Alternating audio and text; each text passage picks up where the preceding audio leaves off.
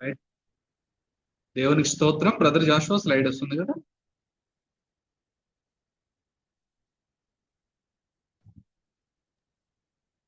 వస్తుంది brother. Thank you. So దేవునికి స్తోత్రం. మరొకసారి రాత్రికాల సమయంలో మరి మైకిలయ్య గారి కుటుంబానికి, మరి జాషువా, అలాగనే ఈ రాత్రి ఈ బైబిల్ స్టడీకి జాయిన్ అయిన ప్రతి ఒక్కరికి ప్రభునామంలో వందనాలు. ఈరోజు మనము అపోస్తుల కార్యగ్రంథము 6-7 అధ్యాయాలు మనం స్టడీ చేద్దాం. సో ఈ 6-7 అధ్యాయాలలో నేను 4 టాపిక్స్ త్వరగా కవర్ చేయడానికి ప్రయత్నం చేస్తాను. దేవుడు సాయం చేయను గాక. మరి రాత్రికాల సమయంలో ఈ 6వ అధ్యాయంలో 2 టాపిక్స్, 7వ అధ్యాయంలో 2 టాపిక్స్. 6వ అధ్యాయము 1-7 వచనాలలో మనం ఆత్మీయ సంస్థను గురించి మనము ధ్యానం చేస్తాం. దీన్ని స్పిరిచువల్ ఆర్గనైజేషన్ అంటారు. ఆత్మీయ వ్యవస్థ లేకపోతే సంస్థ, ఆత్మీయ సంస్థను గురించి. అలాగనే 6వ అధ్యాయము 8వ వచనం నుండి 15వ వచనం వరకు దేవదూత ముఖము గల మనుష్యుని గురించి ఈరోజు మనము 6వ అధ్యాయంలో ప్రాముఖ్యంగా ధ్యానం చేయడానికి మనము ప్రయత్నం చేస్తాం. అటు తర్వాత 7వ అధ్యాయము 1-53 వచనాలలో విశ్వాసం యొక్క పోరాటాన్ని గురించి, in defence of the faith అని అంటారు. దాని గురించి మనం ధ్యానం చేస్తాం. తర్వాత 7వ అధ్యాయము 54 నుంచి ఆఖరి వచనం వరకు మొదటి క్రైస్తవ హతసాక్షిని గురించి మనము ధ్యానం చేస్తాం. సో ఈరోజు ప్రాముఖ్యంగా మన ఫోకస్ అంతా స్టీఫెన్ మీద ఉంటది. స్టెఫెను అనే గొప్ప భక్తుని గురించి మనము మాక్సిమము ఈ టాపిక్స్ అన్నిట్లలో కూడా కవర్ చేస్తాం. సో ఫస్ట్ది స్పిరిచువల్ ఆర్గనైజేషన్ గురించి మనం చూస్తాం. 2వ టాపిక్ లో ఏ man with the face of an angel, దేవదూత ముఖము గల మనుష్యుడు మరి ఎవరో కాదు, స్టెఫెను అనే గొప్ప అద్భుతమైనటువంటి భక్తుడు గురించి మనము చూస్తాం కొన్ని విషయాలు. అలాగే 3వది in defence of the faith, విశ్వాసం యొక్క పోరాటంలో ఏ విధంగా స్టెఫెను పోరాడి ఏ విధంగా తన యొక్క జీవితాన్ని 4వదిగా మరి మొట్టమొదటి క్రైస్తవ సాక్షిగా మారి సౌలుగా ఉన్నటువంటి మరి ఆ సౌలు పౌలుగా మారడానికి స్టెఫెను యొక్క జీవితం ఎంత ఉన్నతంగా, ఎంత అద్భుతంగా, మరి రన్నర్గా ముందున్న వాడిగా మనకి మరి స్టెఫెను మనకి కనబడతా ఉన్నాడు. ఈ 4 టాపిక్స్ ఈరోజు మనము ఈ రాత్రి కాల సమయంలో మనం ధ్యానం చేయడానికి ప్రయత్నం చేద్దాం. ఓకే. సో మొట్టమొదటిది ఆత్మీయ సంస్థ, స్పిరిచువల్ ఆర్గనైజేషన్ అనేది మనము 6వ అధ్యాయము 1-7 వచనాలలో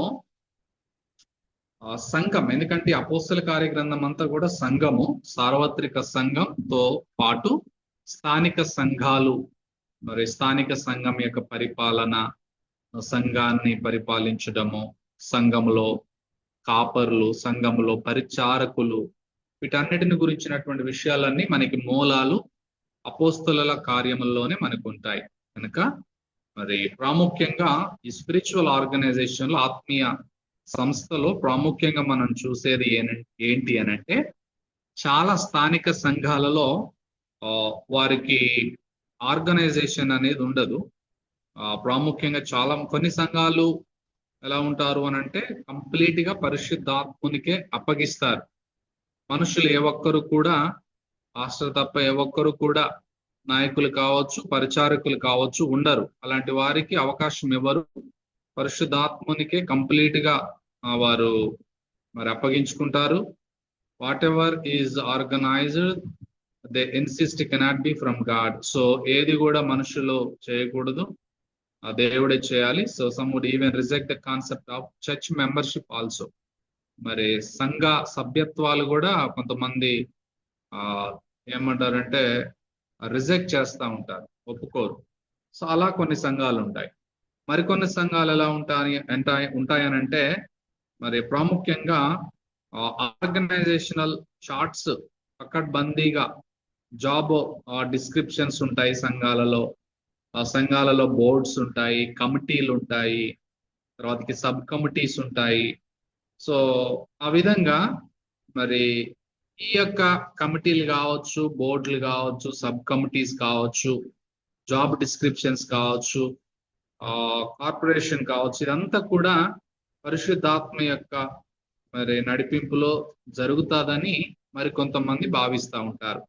సో ఏది ఏమైనప్పటికీ కూడా బోత్ ఎక్స్ట్రీమ్స్ ఆర్ రాంగ్ అన్నమాట. సో అవి రెండు కాదు, కానీ బైబిల్ ఏం చెప్తుందో మనకి ప్రామాణం.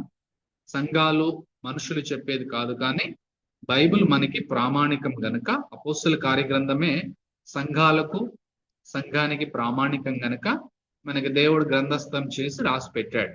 కనుక church is neither highly constrained corporation or loose commune, ఏ విధంగా కూడా కాకుండా బట్ అన్ ఆర్గనిజం.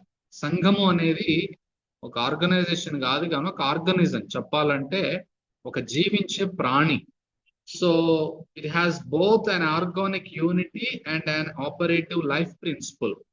ఆ విధంగా మరి ఈ వ్యవస్థ ఒక జీవించే ప్రాణిగా, బాడీ ఆఫ్ క్రైస్ట్ గా మరి చిత్రీకరించబడింది కనుక సంఘంలో ఉన్న ప్రతి member are connected to its living head. ప్రతి ఒక్క వ్యక్తి, సంఘంలో రక్షించబడినటువంటి ప్రతి వ్యక్తి హెడ్ తో కనెక్ట్ అయి ఉన్నాడు. శరీరంలో ఉన్న అవయవాలు ఏ విధంగా హెడ్ లేకుండా ఏ ఒక్కటి పనిచేయదు.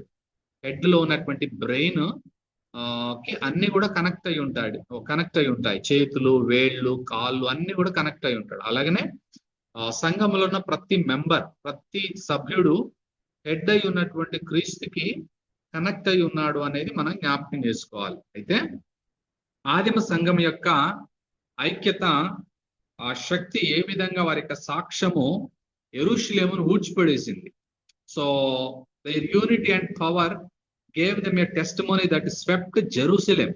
యెరూషలేం మొత్తాన్ని ఊడ్చిపడేయటం మనం చూస్తాం. అంటే అర్థం ఏంటంటే వారి యొక్క ఐక్యత, వారి యొక్క శక్తి, వారి యొక్క సాక్ష్యము యెరూషలేం మొత్తాన్ని కూడా మరి ఎంత ప్రభావితం చేసిందో మనము ఈ యొక్క అపోస్తల కార్యగ్రంథంలో మనం చూస్తాం. So believers also met for meals in private homes అన్నమాట.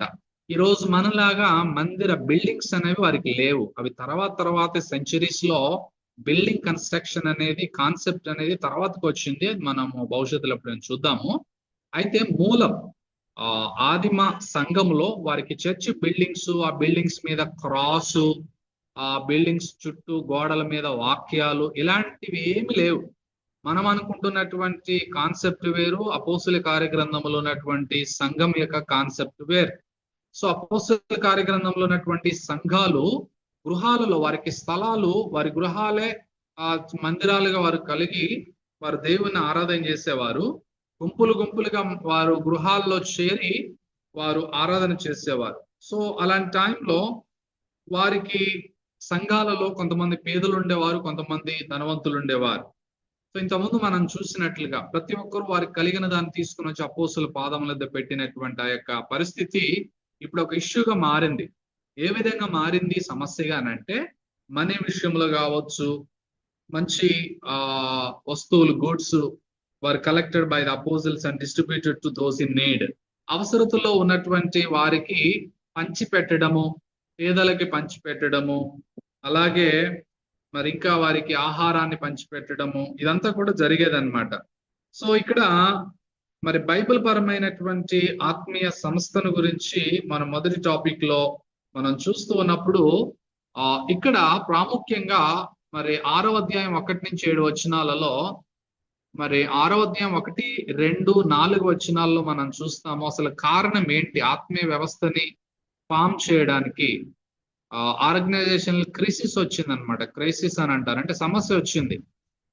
ఆత్మీయ సంస్థలో, సంఘములో సమస్య వచ్చింది. ఏంటి ఆ సమస్య అంటే, from this first organizational meeting మనకి 4 విషయాల మీద ఈ సంస్థ కట్టబడినట్లుగా మనం చూస్తా ఉన్నాం. మొదటిది దానికి కారణం, ద రీజన్ అన్నమాట. ఎందుకు ఈ యొక్క స్పిరిచువల్ ఆర్గనైజేషన్ ని, డీకన్స్ ని 7గురిని ఎన్నుకోవాల్సి వచ్చినటువంటి అవసరం ఎందుకు వచ్చిందంటే, ఆ దినాలలో శిష్యుల సంఖ్య విస్తరించింది, బహుగా విస్తరించింది. అనుదిన పరిచర్య, డైలీ మినిస్ట్రీ అనేది జరుగుతూ ఉండేది. సో అలాంటి సందర్భంలో తమలోని విధవరాండలు చిన్న చూపు చూసిరని హెబ్రీయుల మీద గ్రీకు భాష మాట్లాడు యూదులు సన్నగా సాగారు అనేటటువంటి విషయాన్ని మనం చూస్తా ఉన్నాం. సో ఇక్కడ శిష్యులు చాలా విస్తరించారు, శిష్యుల సంఖ్య బహుగా విస్తరించింది. ఇంకొక సమస్య వచ్చింది 5వ అధ్యాయంలో. ఒక సమస్య అననే సభ్యురాలు మాత్రమే కాకుండా 6వ అధ్యాయంలో కూడా మరొక సమస్య ఏమొచ్చిందంటే సనగ సాగారు. హెబ్రీయుల మీద గ్రీకు భాష మాట్లాడే యూదులు సనగ సాగారు. ఎందుకంటే తమలోని విధవరాండలను చిన్న చూపు చూసిరని, మనీ ఇచ్చే విషయంలో, వారి అవసరతలు తీర్చే విషయంలో, భోజనాలు అనగా ఫుడ్ విషయంలో, వారి కొంచెము కొత్తగా ప్రభువుని అంగీకరించినటువంటి వారి మధ్య కొంత ఈ యొక్క సమస్య అనేది తలెత్తింది. ఎందుకంటే పేతురు ప్రసంగానికి మొదటిగా మరి ఏ విధంగా 3000 మంది, అటు తర్వాత 5000 మంది రక్షించబడ్డారు, తర్వాత ఇంకా విస్తరిస్తూ వస్తా ఉన్నారు. మనకి ప్రతి సందర్భంలో మనకి ఫిగర్ ఇవ్వలేదు, కానీ ఎంతగా విస్తరించారంటే ఈ 6వ అధ్యాయం దగ్గరకు వచ్చేసరికి క్రైస్తవుల యొక్క సంఖ్య ఆల్మోస్ట్ 20,000కు మించిపోయింది. 20,000కి మించిపోయినటువంటి క్రైస్తవ్యం యెరూషలేములో ఆనాటి కాలంలో చాలా ర్యాపిడ్ గా స్ప్రెడ్ అవ్వటం మనం 6వ అధ్యాయం దగ్గరకు వచ్చేసరికి మనం చూస్తా ఉన్నాం. దాని ఫలితంగా వచ్చినటువంటి పరిస్థితి ఏంటి అని అంటే అపోస్తలులు మరి 20 లక్షల మందిని ప్రాముఖ్యంగా వారు గృహాల్లో కూడుకుంటూ ఆరాధన చేసుకుంటున్నటువంటి సమయంలో లోడ్ అనేది వారి మీద బాగా పడింది. కేరింగ్ ఫర్ ది కాంగ్రిగేషన్, సంఘాలను చూసుకునే విషయంలో వారికి ఒక సమస్యగా మారినటువంటి పరిస్థితిలో ఆర్గనైజేషన్ అనేది అవసరమైందనమాట. కొంతమంది పరిచారకులను నియమించాల్సినటువంటి అవసరత వచ్చిందనమాట. సో ఆ విధంగా ఇష్యూ సాతానుడు ఎప్పుడు కూడా బయట నుంచే కాదు, సంఘం లోపల నుండి కూడా సాతానుడు చాలా సమస్యలు తీసుకొని వస్తూ ఉంటాడు. లైక్ అననీయ సభ్యురాల ద్వారా కావచ్చు, ఇక్కడ 6వ అధ్యాయంలో కావచ్చు. సో సంఘములో సాతానుడు ఎప్పుడు కూడా అటాక్ చేస్తూనే, సమస్యలు తీసుకొస్తూనే, పర్సిక్యూషన్స్, హింసలను తీసుకొని వచ్చేవాడిగా ఉంటా ఉన్నాడు. ఆ విధంగా సో 5వ అధ్యాయంలోనైతే దేవుడు ఇమ్మీడియట్ గా ఆ సమస్యకి దేవుడు పరిష్కారాన్ని చేశాడు. 6వ అధ్యాయంలో దేవుడు అపోస్తలుల ద్వారా ఆ సమస్యను అపోస్తలుల దగ్గరకు తీసుకొచ్చినప్పుడు వారు ఏ విధంగా ఈ సమస్యని వారు పరిష్కరిస్తూ ఉన్నారో మనము చూస్తా ఉన్నాం. ఆ విధంగా వీరు హెబ్రీయుల మీద గ్రీకు భాష మాట్లాడు యూదులు. సో వీళ్ళు చాలా మంది బయట నుంచి వచ్చినటువంటి వారు యెరూషలేములో పండుగలకు వచ్చారు. వాస్తవానికి పస్కా పండుగ తర్వాతకు వచ్చేసి పెంతెకోస్తు పండుగకు వచ్చారు ఎక్కువ మంది. చాలా మంది ప్రజలు యెరూషలేముకి, యూదులైన వారు యెరూషలేముకి ఆ పెంతెకోస్తు ఇంతకుముందు 2nd చాప్టర్ లో మనం చూసాం కదా, అక్కడికి వచ్చినటువంటి ప్రజలు చాలా మంది మారుతున్నారు, ప్రభుని అంగీకరిస్తున్నారు. అలాంటి వారు అక్కడ యెరూషలేములోనే ఉండాలనుకున్నారు, యెరూషలేములో ఉండిపోయారు. అలాంటి వారికి ఈ హెబ్రీయుల మీద కొంత అసహనం అనేది కలిగింది. సో వీరిని చిన్న చూపు చూశారని, లోకల్స్ నాన్ లోకల్స్ ని చిన్న చూపు చూశారని, హెబ్రీయుల మీద గ్రీకు భాష మాట్లాడేటటువంటి యూదులు తమ విధవరాండలను చిన్న చూపు చూశారని. ఇది ఎక్కడైనా ఉంటది అనమాట. లోకల్స్ నాన్ లోకల్స్ ని ఎప్పుడు చిన్న చూపు చూస్తూ ఉంటారు. సో అది సంఘాలలో అది చాలా బాధాకరమైనటువంటి విషయం అన్నమాట. అదొక ప్రౌడ్ అనేది ఉంటది అనమాట. ప్రౌడ్ గా ఫీల్ అవుతా ఉంటారు. ఎలాంటి ప్రౌడ్ అంటే ఐఎమ్ లోకల్ అన్నట్టుగా. సో ఆ విధంగా అది స్పిరిచువాలిటీలో అసలు పనిచేయనటువంటి వ్యవస్థ అన్నమాట.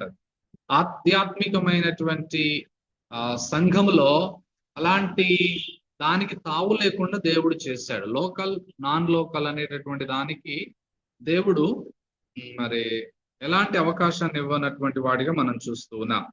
ఆ విధమైనటువంటి వారు పండుగలకు వచ్చినటువంటి వారు గొప్ప రక్షణ పొంది అక్కడనే ఉండిపోవాలనుకున్నారు. సో తద్వారా రక్షించబడిన తర్వాత వారికి సమస్య వచ్చినప్పుడు అపోస్తలులు ఈ సమస్యని గుర్తెరిగి వారు ఈ సమస్యని హ్యాండిల్ చేసినట్లుగా మనం చూస్తా ఉన్నాం.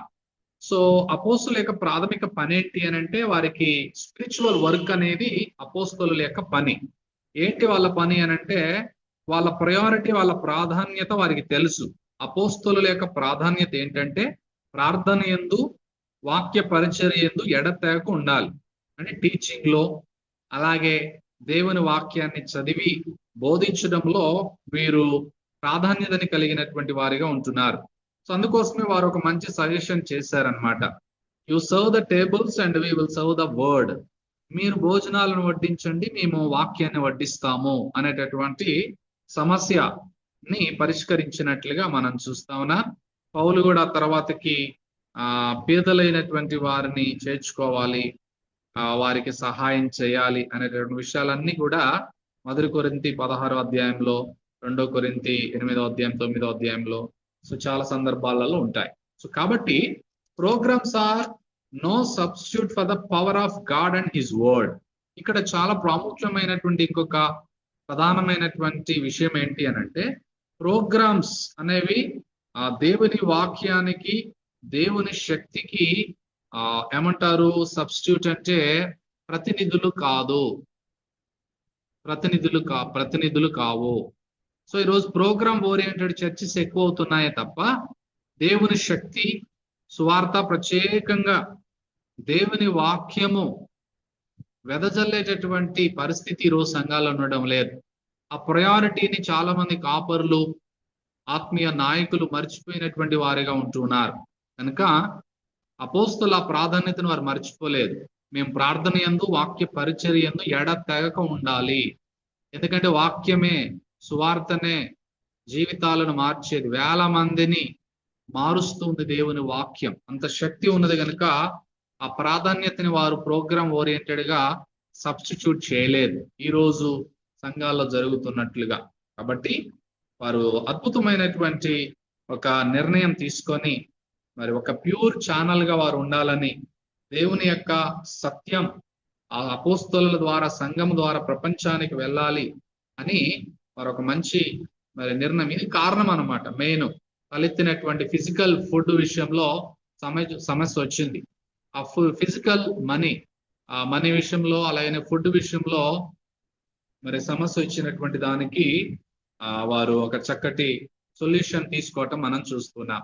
రెండవది 3వ వచనంలో మనం చూస్తే, 6వ అధ్యాయం 3వ వచనంలో అలాంటి పరిచారకులు, వీరిని ఏమంటారు అని అంటే గ్రీక్ లో డయాకొనోస్ అని అంటారు. డయాకొనోస్ అని అంటే అర్థం ఏంటంటే DIAKONOS. డయాకొనోస్ అంటే డీకన్ అనేటటువంటి పదం. డీకన్ అంటే మనకి బైబిల్ గ్రంథంలో 2 ఆఫీసెస్ ఉంటాయి అన్నమాట. 2 ఆఫీసెస్. ఒకటి ఎల్డర్స్, తర్వాతకి పాస్టర్స్, తర్వాతకి బిషప్స్. ఈ 3 ఒక కేటగిరీ కిందకి వస్తాయి.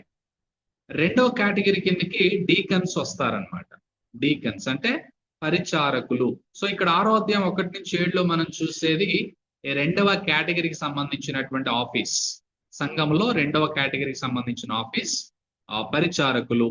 అంటే సంఘంలో భోజనాలు వడ్డించడము, ఫిజికల్ వర్క్ ని, సంఘ పరిచర్ని చూసుకోవడము, సంఘములలో మెయింటైన్ చేయడము.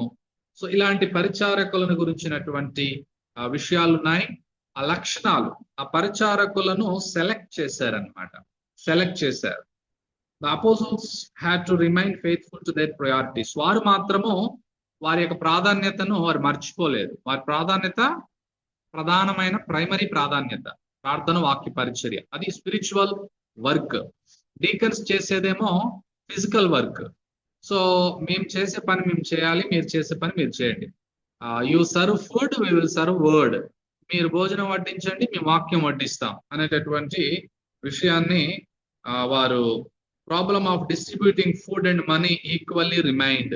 సో తద్వారా అందరికీ సమానంగా ఫుడ్ కావచ్చు, మనీ కావచ్చు, ఎలాంటి తారతమ్యాలు లేకుండా సమానత్వం అనేది ఉండడానికి వీరు 7 పరిచారకులను ఎన్నుకోవటం, సెలెక్ట్ చేయడం మనం చూస్తా ఉన్నాం. సో ఆ విధంగా ఈ పని కొరకే వారిని నియమించారు. అప్పటికి తాత్కాలికంగా ఉన్న సమస్య కొరకై ఈ యొక్క పరిచారకులను అపోస్తలులు నియమించినట్లుగా మనం చూస్తున్నాం. ఇక్కడ మనము 3వ వచనంలో మీరు బైబిల్ను చూడండి. ఆ పరిచారకులకి ఉండాల్సిన కొన్ని లక్షణాలు ఉన్నాయి. అందులో మొదటిది ఏంటి అని అంటే వారు మరి ప్రత్యేకంగా పురుషులై ఉండాలి. So those who would lead the church must be men. So వారు ఇక్కడ 7 కూడా మనకి ఆ మెన్ పురుషులు మనకి కనబడటం మనం చూస్తా ఉన్నాం. అఫ్ కోర్స్ మనకి తర్వాత రోమ పత్రికలో కావచ్చు, కొన్ని పత్రికలలో దోర్కా, లుదియా, తర్వాతకి ఫోబే, ఫీబే అని ఒక ఆమె ఉంటది రోమ పత్రికలో, ప్రిస్కిల్లా ఉంది, అకుల భార్య. తర్వాతకి ఇదే ఫిలిప్, అంటే 7 ఉన్న ఫిలిప్ను గురించి మనం స్టీఫెన్ కాకుండా ఇంకొక ఫిలిప్ ఉంటాడు. ఆ ఫిలిప్ యొక్క 4 కుమార్తెలు, సో డాటర్స్, వారు కూడా ప్రవచించువారు. సో వారిని కూడా డీకన్స్ గా బైబిల్ తర్వాతకి యాడ్ చేయటం మనం చూస్తా ఉన్నాం. ఇది మొట్టమొదటి విషయం. రెండోది ఏంటంటే పరిచారకుల యొక్క లక్షణం ఏంటి అని అంటే, వారు అమాంగ్ దెమ్, వారు ఆ సంఘంలో నుంచే వారు ఎన్నిక చేయబడే వారై ఉండాలి, బిలీవర్స్ అయి ఉండాలి, వాళ్ళు విశ్వాసులై ఉండాలి. ఆ విశ్వాసులైనటువంటి వారు వారికి ఇవ్వబడినటువంటి పనిని వారు సక్రమంగా చేసేటటువంటి వారై ఉండాలి, మంచి భక్తి కలిగినటువంటి వారై, మంచి ఆత్మీయత కలిగినటువంటి వారై ఉండాలి. తర్వాతకి వాళ్ళ యొక్క లక్షణాలు ఆ 3వ వచనంలో ఉందన్నమాట. ఇంకా వాళ్ళు మంచి పేరు పొందిన వారై ఉండాలి. They men of good reputation అన్నమాట. గుడ్ రెప్యుటేషన్ అంటే ఇంటిగ్రిటీ, అబౌవ్ రిప్రోచ్ అని అంటారు. ఆ లక్షణాలన్నీ తిమోతి పత్రికలో పౌలు గారు 3వ అధ్యాయంలో రాశాడు, తీతు పత్రిక 1వ అధ్యాయంలో కూడా రాశాడు. 2 ఆఫీసెస్ కి సంబంధించిన లక్షణాలన్నీ అక్కడ ఉంటాయి. సో ఇక్కడ మంచి పేరు పొందిన 7, ఆ మాటను మీరు నోట్ చేసుకోవాలి, మంచి పేరు పొందిన 7 అనేటటువంటి మాట. తర్వాతకి 4వది ఫుల్ ఆఫ్ స్పిరిట్ అన్నమాట. వారు ఆత్మ చేత నింపబడిన వారై ఉండాలి, పరిశుద్ధాత్మ పూర్ణులై ఉండాలి. ఖచ్చితంగా పరిశుద్ధాత్మ పూర్ణులుగా ఉన్నటువంటి వారిని, they must be fully yielding to his control in every area of their lifes. వారి జీవితాల్లో ప్రతి విషయంలో పరిశుద్ధాత్మకు అప్పగించుకునే వారై ఉండేటటువంటి విశ్వాసులను ఈ పని కొరకై నియమించుకున్నట్లుగా మనము 4వ లక్షణంలో మనం చూస్తున్నాం. 5వ లక్షణం అందులోనే, 5వ లక్షణం అందులో ఉంది, వారు పొసెస్ విజ్డమ్ అన్నమాట, జ్ఞానము. చూడండి సోదరులారా, ఆత్మతోను ఈ జ్ఞానముతోని నిండుకున్న మంచి పేరు పొందిన 7 మనుషులు మేలు ఏర్పరచుకున్నది. సో 5 విషయాలు ఉన్నాయన్నమాట ఇక్కడ. ఒకటి, వారు ప్రత్యేకంగా పురుషులై ఉన్నారు, తర్వాతకి లేడీస్ తర్వాతకి యాడ్ అయ్యారు అనుకోండి, తర్వాతకి విశ్వాసులై ఉండాలి, తర్వాతకి మంచి పేరు పొందిన వారై ఉండాలి, ప్రాముఖ్యంగా పరిశుద్ధాత్మ పూర్ణులై ఉండాలి, ఆత్మచేత నడిపించబడాలి, నింపుదల ఎప్పుడు ఆత్మచేత నింపబడి ఆ మంచి లైఫ్ ని, ఎందరు ఆత్మచేత నడిపించబడుదురు వారందరూ దేవుని కుమారులు ఎందురు అన్నట్లుగా. 5వది మంచి విజ్డమ్, జ్ఞానము. ఏ జ్ఞానం ఇది అని అంటే దైవిక జ్ఞానం. They must have biblical theological knowledge అన్నమాట. వాళ్ళకి బైబిల్కు వచ్చినటువంటి జ్ఞానం ఉండాలి, basic fundamental basic Bible knowledge అనేది ఉండాలి వాళ్ళకి. అలాంటి వారే ఈ పనికి కూడా అర్హులు అనే విషయాన్ని మనము చూస్తూ ఉన్నాం. Practical wisdom to apply biblical truths అన్నమాట. ఏ సమస్య వచ్చినా దైవికమైనటువంటి జ్ఞానము అలాంటి పరిస్థితులకు అప్లై చేసుకోవాలి. ప్రతి సిచ్యువేషన్స్ కి, ఎవ్రీడే లైఫ్ కి వాటిని అప్లై చేసుకునేటటువంటి మంచి దేవుని వాక్య జ్ఞానం కలిగినటువంటి వారై ఉండాలి. సో ఈ విధంగా వారి యొక్క లక్షణాలు 6 మనం చూసాం. తర్వాత జాబితా పట్టి 5-6 వచనాలలో ఎవరెవరు అనేటటువంటిది అక్కడ ఉందన్నమాట.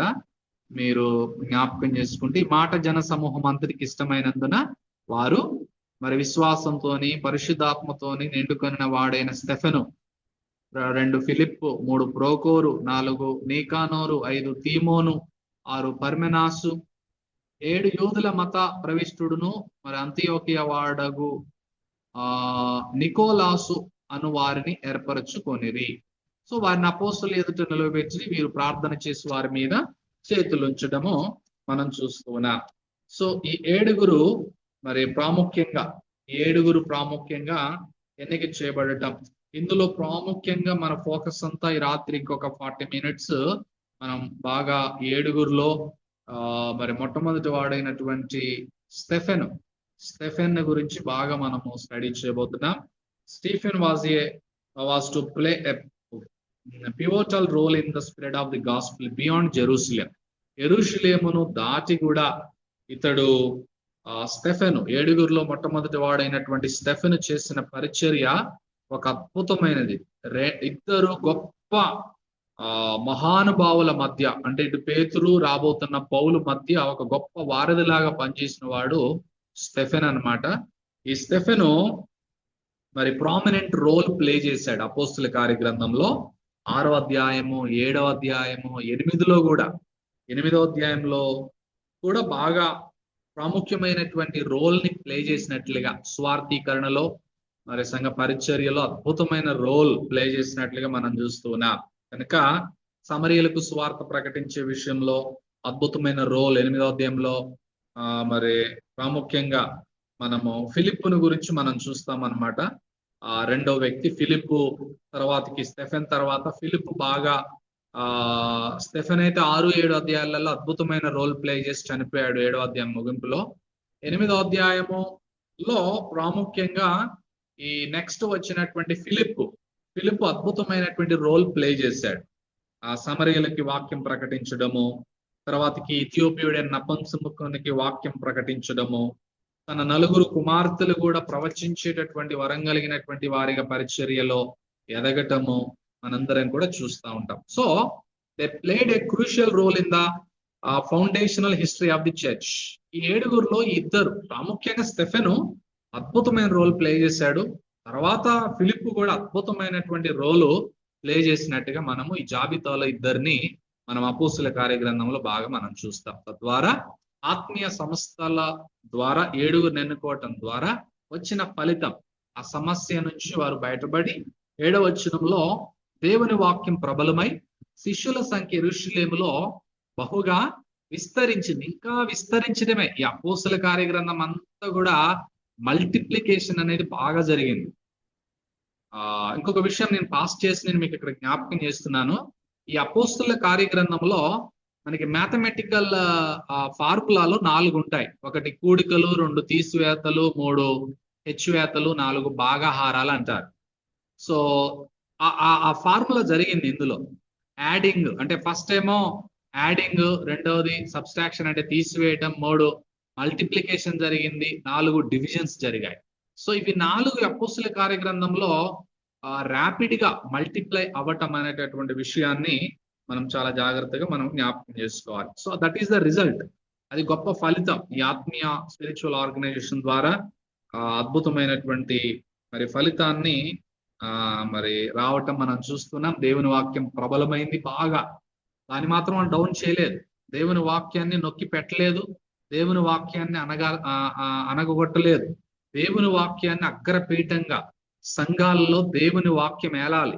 ఎందుకంటే ఆదియందు వాక్యం ఉండెను, వాక్యము దేవుని యొద్ద ఉండెను, వాక్యమే దేవుడై ఉండెను. కనుక రేమ దేవుని వాక్యం అనేటటువంటి లోగోస్, దేవుని వాక్యం అనేది సంఘాలను మరి ఏలేదిగా ఉండాలి. ఆ విధంగా దేవుని వాక్యం బహు బలంగా ప్రబలమై పోతా ఉంది. శిష్యుల సంఖ్య యెరూషలేములో బహుగా ఇంకా విస్తరిస్తా ఉంది. అనేకులు విశ్వాసమునకు లోబడటం అనేటటువంటి మరి అద్భుతమైనటువంటి రిజల్ట్ మనం చూస్తున్నాం. Church today needs organization for the same reasons as the first fellowship. ఈ రోజు కూడా ఇలాంటి ఆత్మీయ సంస్థ, స్పిరిచువల్ ఆర్గనైజేషన్ అనేది ప్రతి సంఘానికి కూడా అవసరమే. ఎందుకు అనంటే అలాంటి సమస్యలను తీర్చడానికి.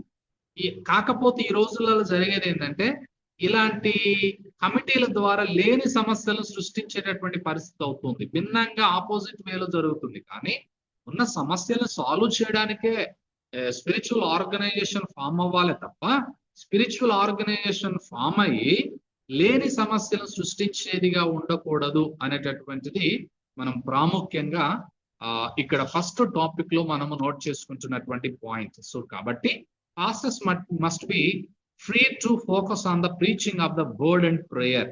పాస్టర్లు మాత్రం ఫస్ట్ ప్రయారిటీలో, మొదటి ఆఫీసులో ఉన్నటువంటి కాపర్లు ఫస్ట్ వాళ్ళు దేవుని సువార్తను ప్రకటించడం, వాక్యాన్ని బహు వేగంగా ప్రకటించడం, ప్రార్థన చేయటం, ఈ పనిలో వారు బిజీగా ఉండాలి.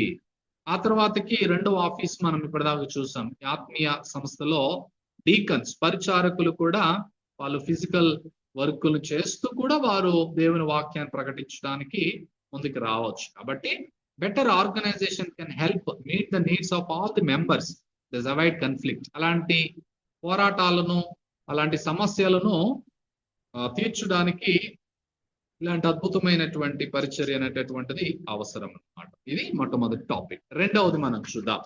6వ అధ్యాయం 8 నుంచి 15 వచనాలలో దేవదూత ముఖం కలిగిన మనుషుడు, the man with the face of an angel.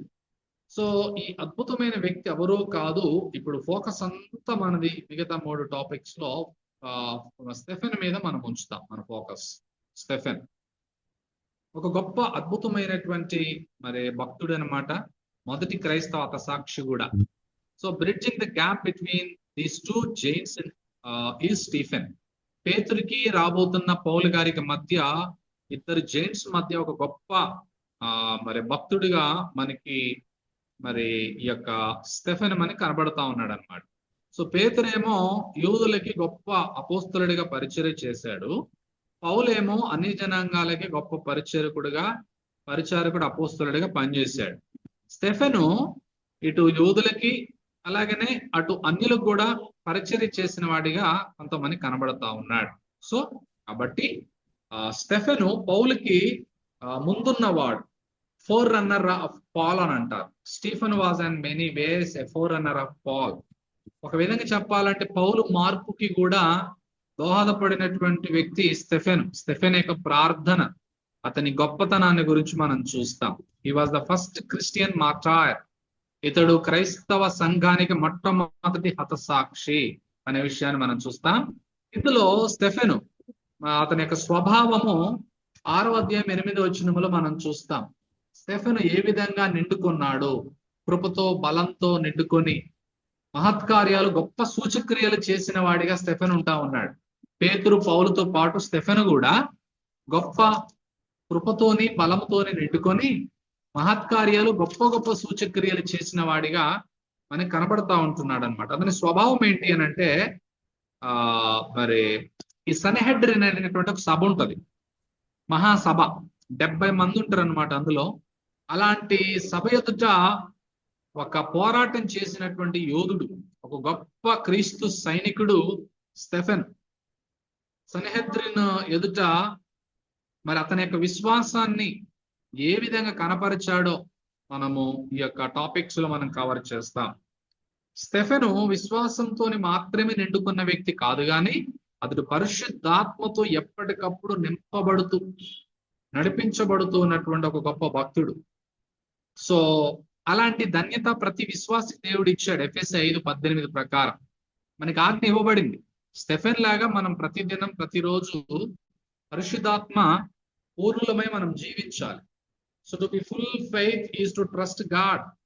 So దేవుని యందు విశ్వాసం ఉంచడం ద్వారా దేవుని ఆత్మ చేత మనం నింపబడుతూ దేవునికి, దేవుని వాక్యానికి మనం లోబడతాం. సో అలాంటి గొప్ప ఒక అభ్యాసపరమైనటువంటి వ్యక్తిగా, కృపచేత బలము చేత పరిశుద్ధాత్మ చేత నింపబడినటువంటి స్టెఫెను మనకి కనబడతా ఉన్నాడు. అతనికి ఎంత కృప ఇవ్వబడిందంటే అతడు భయంకరమైనటువంటి శ్రమలో కూడా నిలవబడి మరణానికి కూడా భయపడినటువంటి గొప్ప కృపని, బలాన్ని, పరిశుద్ధాత్మ నింపుదలని పొందుకున్నటువంటి వ్యక్తిగా మనకు కనబడతా ఉన్నాడు. సో దేవుని యొక్క కృప మరి ప్రవహించిందనమాట అతని జీవితంలో నుండి. అక్కడ ఉన్నటువంటి సభలో, ఆ మహాసభలో దేవుని కృప స్టెఫెనులో నుండి బహువేగంగా ప్రవహించినట్లుగా మనం చూస్తా ఉన్నాం. సో అలాంటి గొప్ప శక్తి, ఆ శక్తి ప్రభావం అనేది స్టెఫెన్లో నుండి వెళ్ళడం మనం చూస్తా ఉంటున్నాం. గొప్ప గొప్ప అద్భుతాలు, మహత్కార్యాలు చేసిన వాడిగా మనకు కనబడతా ఉన్నాడు. సో కాబట్టి ఈ యొక్క స్టెఫెన్ యొక్క స్వభావం ఆ విధంగా మనము చూసాం 8వ వచనంలో. అతడు ఏ విధంగా స్వభావం అంటే గుణం. ఆయన యొక్క గుణం, స్వభావం ఎలాంటిదంటే కృప, తర్వాతకి బలం, శక్తి, పరిశుద్ధాత్మతో నింపబడటం. ఇవన్నీ కూడా ఒక క్రిస్టియన్ యొక్క మరి ఏమై ఉండాలి? స్వభావమై ఉండాలి. క్రిస్టియన్ యొక్క క్యారెక్టర్ అయి ఉండాలి. ఉన్నప్పుడు దేవుడు గొప్ప కార్యాలు ఆయన చేసేవాడిగా ఉన్నాడు ఆ వ్యక్తి ద్వారా. రెండవది స్టెఫెన్ యొక్క మరి కరేజ్ మనం చూస్తాం. Stephen's courage. సో మొదటిదేమో స్టీఫెన్స్ క్యారెక్టర్ మనం చూసాం 8వ వచనంలో. రెండవది స్టీఫెన్స్ కరేజ్, అతని యొక్క ధైర్యం. 9 నుంచి 14 వచనాలు మీరు నోట్ చేసుకుని తర్వాత బాగా మీరు స్టడీ చేయండి. సో నేను ఓవరాల్ గా నేను త్వరగా చెప్పుకుంటూ వెళ్తున్నాను, ఎక్కువ ల్యాగింగ్ చేయకుండా. కనుక అతని యొక్క ధైర్యం, సాహసం ఎంత గొప్పదో మనము ఊహిస్తే చాలా గొప్పగా అనిపిస్తాడు మనకి స్టెఫెను. మరి యూదులలో 3 రకాలైనటువంటి సమాజ మందిరాలు ఉంటాయి. సునగోగ్స్ అంటారు వీటిని, సునగోగ్స్ అని అంటారు. 3 రకాలైనటువంటి ఏమంటారు వాటిని, సమాజము లేకపోతే సమాజ మందిరాలు, సునగోగులుగా వారు కూడుకోవటం అనేటటువంటి విషయాన్ని మనం చూస్తున్నాం. అయితే ఇక్కడ విషయం ఏంటంటే లిబెర్తీనియుల కనబడినటువంటి సమాజంలోను, కురేనీయుల సమాజంలోను, అలెగ్జాంద్రియల సమాజంలోను, కిలికియాలో నుండి, ఆసియా నుండి వచ్చిన వారిలోను కొందరు వచ్చి స్టెఫెనుతో తర్కించిరి. సో ఇక్కడ సమాజము అనేటటువంటి మాట, దాన్ని సినగోగ్ అని అంటారు. యూదులలో 3 రకాలైనటువంటి 3 సపరేట్ సినగోగ్స్ ఉన్నాయి. మొదటిది సినగోగ్ ఆఫ్ ది ఫ్రీడ్ మెన్ అంటారు. లిబెర్తీనియులు అనేటటువంటి మాటకి ఫుట్ నోట్ల కింద ఉంది, మీరు బైబిల్లో చూడాలి, కింద ఉన్నది ఏమనుందంటే స్వతంత్రులు అనేటటువంటి మాట, అంటే గనులు, గొప్పవారు. లిబెర్తీనియుల అనేటటువంటి పదానికి అర్థము స్వతంత్రులు, అంటే ఫ్రీడ్ మెన్ అంటారు. వారికి ఒక సభ. తర్వాత మిగతా 2 సభలు ఎవరికి ఉన్నాయి సమాజాలు అని అంటే, కురేనీయులకు సమాజం ఉంది, తర్వాత అలెగ్జాంద్రియలకు సమాజం ఉంది. వారు కిలికియా, ఆసియా నుండి వచ్చినటువంటి వారనమాట. సో ఈ 3 రకాలైనటువంటి సమాజ మందిరాలు, సభలు వారికి ఉంటాయి. సో ఆ విధంగా ఇక్కడ మనం చూసేది ఏంటంటే, మరి కురేనియా అలాగనే తర్వాతకు వచ్చేసి కిలికియా నుండి వచ్చినటువంటి వారు కలిగినటువంటి సభ, సునగోగ్ వారి మీటింగ్ ప్లేస్ అన్నమాట. అది వాస్తవంగా చర్చి కాదది, అది విశ్రాంతి దినాన్ని పాటించే ఒక సమాజ మందిరం, ఒక సభ. అలాంటి జూయిష్ కమ్యూనిటీ అన్నమాట. Assemble to read the scripture, old testament scriptures ని చదవడానికి, అలాగనే యెహోవా దేవుణ్ణి ఆరాధించడానికి వారు వాడేటటువంటి ఒక అద్భుతమైనటువంటి స్థలాన్నే సమాజము, సమాజ మందిరము, సునగోగ్ అని అంటారు. సో ఆ విధంగా ఈ రోజు కంటే 480 సునగోగులు యెరూషలేములో ఉన్నట్లుగా మరి మనం చూస్తూ ఉంటాం.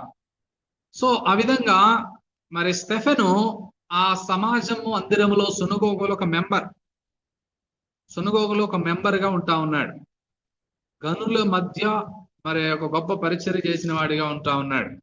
వాక్యం బాగా ఆరితేరిన వారి మధ్య పరిచర్య, సువార్తను ప్రకటించిన వాడిగా ఉంటున్నాడు. అందుకోసమే మనకి 7వ అధ్యాయం బాగా ఎక్స్పాండ్ అవుతుంది. ఎక్కువగా 60 వచనాలు కలిగినటువంటి ఒక బిగ్గెస్ట్ చాప్టర్. స్టెఫెన్ ఏ విధంగా అలాంటి ధర్మశాస్త్రం తెలిసినటువంటి గొప్ప గొప్ప గనులకు ఏ విధంగా సువార్తని, క్రీస్తుని అందిస్తా ఉంటాడో మనం చూస్తాం నెక్స్ట్ టాపిక్ లో.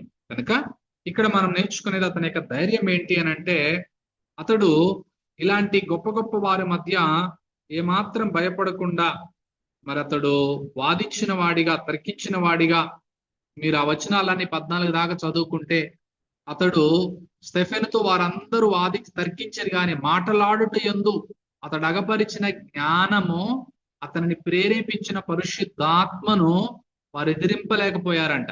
స్టెఫెన్ని ఒక్కడిని ఎదిరించలేకపోయారు. అంత గొప్ప జ్ఞానము, అంత గొప్ప పరిశుద్ధాత్మ యొక్క ప్రేరేపణ స్టెఫెన్ మీద ఉండడాన్ని బట్టి ఆ సనుగోగులో ఉన్నటువంటి ఏ ఒక్కరు కూడా వాదించలేకపోయారు, ఎదిరించలేకపోయారని మనం చూస్తున్నాం. అప్పుడు వారు ఇలిగేషన్స్ తీసుకొచ్చారనమాట, కొన్ని ఇలిగేషన్స్. అది మనం నెక్స్ట్ టాపిక్ లో మనం దాన్ని డిస్కషన్ చేస్తాం. ఆ ఇలిగేషన్స్ ఏంటి అని అంటే 11వ వచనంలో ఎక్యుజేషన్స్ అని అంటారు. అప్పుడు వారు వీడు అంటే స్టెఫెన్ని, వీడు మోషే మీద, దేవుని మీద దూషణ వాక్యములు పలకగా మేము వింటిమని చెప్పుటకు మనుష్యులను కుదుర్చుకొని ప్రజలను, పెద్దలను, శాస్త్రులను రేపి అతని మీదికి వచ్చి అతన్ని పట్టుకొని మహాసభ యొద్దకు తీసుకొని పోయి అబద్ధపు సాక్షులను నిలబెట్టిరి. వారి మనుష్యుడు ఎప్పుడును ఈ పరిశుద్ధ స్థలమును, మూడోది పరిశుద్ధ స్థలం, మన ధర్మశాస్త్రమునకు విరోధముగా మాట్లాడుచున్నాడు. సో కొన్ని పాయింట్స్ ని నెక్స్ట్ టాపిక్ లో నేను కవర్ చేస్తాను, జాగ్రత్తగా మీరు గమనించండి. ఇక్కడ ఇలిగేషన్స్ ఉన్నాయి, దానికి ఆన్సర్స్ నెక్స్ట్ టాపిక్. ఈ నజరేయుడైన యేసు ఈ చోటును పాడు చేశాడు ఆల్రెడీ. మోషే మనకిచ్చిన ఆచారాలు మార్చుడని వీడు చెప్పగా మేము వింటిమి. అదే చెప్తున్నాడు ఈ స్టెఫెన్ కూడా. కాబట్టి సభలో కూర్చున్న వారందరూ అతని వైపు తేరి చూడగా అతని ముఖము దేవదూత ముఖము వలె వారికి కనబడెను. అందుకోసం ఈ టైటిల్ ఇవ్వడం జరిగింది, దేవదూత ముఖము గల మనుష్యుడు. వారందరూ, మహాసభలో ఉన్న వారందరూ ఆ రోజు పాత నిబంధనలో మోషే ముఖాన్ని చూస్తే వారు చూడలేకపోయారు, ముసుగు వేసుకున్నారు. ఎందుకంటే 40 రోజులు పాత నిబంధనలో సీనాయి కొండ మీద దేవుని ఆజ్ఞలు చేతబట్టినటువంటి మోషే జ్ఞాపకానికి రావాలని వారికి దేవుడు స్టెఫెన్ని దేవదూత ముఖంలాగా చూపించాడు. ఎందుకంటే వాళ్ళ కళ్ళు తెరవబడాలి, వారు సత్యాన్ని తెలుసుకోవాలి అనేటటువంటి మరి విషయంలో అలాంటి గొప్ప సభలో కూర్చున్న వారందరూ స్టెఫెన్ని పేరు చూస్తే అతని ముఖము దేవదూత ముఖము వలె వారికి కనబడటం మనం చూస్తా ఉన్నాం. కనుక అతని యొక్క మరి స్పీచ్ లో దీన్ని debate no doubt centered on the death and resurrection messiahship of Jesus అన్నమాట. ఈ డిబేట్ ఏం కాదు ఇది. ఈ డిబేట్ లో ఉన్నటువంటి ఒకే ఒక అంశం ఏంటంటే యేసు క్రీస్తు ప్రభు వారి యొక్క మరణం, ఆయన పునరుద్ధానం, ఆయనే మెస్సయా అని రూఢి పరిచే విషయంలో ఇతడు మరి మోషే లాని, ఆ తర్వాతకి పాత నిబంధన, మరి ధర్మశాస్త్రం అంతటిని కూడా ఎత్తి చూపిస్తున్నాడు అనమాట ఈ యొక్క స్టెఫెన్. కాబట్టి వారందరూ కూడా వారు ఈ మాటలు విని ఇతడు దేవదూషణ చేయుచున్నాడు, మరి తప్పుడుగా మాట్లాడుతున్నాడు మోషే గురించి, ధర్మశాస్త్రాన్ని గురించి, దేవుని గురించి, అలాగనే మందిరాన్ని గురించి తప్పుడుగా మాట్లాడుతున్నాడని సీరియస్ క్రైమ్ ని అతని మీదకి తీసుకొస్తున్నారు. అతడు మరణానికి పాత్రుడు అవ్వాలి, రాళ్లతో కొట్టి చంపాలి అనేటటువంటి కన్క్లూజన్కి వచ్చారు వాళ్ళు. అకార్డింగ్ టు లెవిటికస్, లేవియాకాండం 24:16 ప్రకారం ఎవరైనా దేవదూషణ చేస్తే, దేవుని నామాన్ని వ్యర్థముగా ఉచ్చరిస్తే వారిని రాళ్లతో కొట్టి చంపాలి అనేది వారికి అర్థమైంది. అల్టిమేట్ గా వారికి అట్లా అర్థమైంది. సో కాబట్టి ఆ విధంగా ఎవరైనా దేవుని గురించి, మోషే ధర్మశాస్త్రాన్ని గురించి ఎవరైనా ఆ విధంగా మాట్లాడితే వారు ఆ విధంగానే చంపేవారు అనమాట. సో యేసు ప్రభు వారిని కూడా ఆ విధంగానే వారు సిలువకు అప్పగించింది. వారికి అర్థం కాలే అసలు ధర్మశాస్త్రం ఎందుకు ఇవ్వబడింది, మోషే ఏం చెప్పాడో. అది ఈ వాళ్ళు వచ్చే సమయానికి, అంటే మొదటి శతాబ్దంలో ఉన్నటువంటి యూదులకి ఆ ధర్మశాస్త్రంలో ఉన్న కంటెంట్ అంతా వారికి మిస్అండర్స్టాండింగ్ అయిపోయింది. వారు వాటిని ఏం చేశారంటే ధర్మశాస్త్రాన్ని ఆచారంగా మార్చేశారు. అందుకోసం యేసుప్రభువు వారు సువార్తలలో ఏమంటాడంటే మీరు మనుషుల పారంపర్య ఆచారముల వలన దేవుని వాక్యాన్ని అనగా ధర్మశాస్త్రాన్ని నిరర్ధకము చేయుచున్నారు అనేటటువంటి విషయం.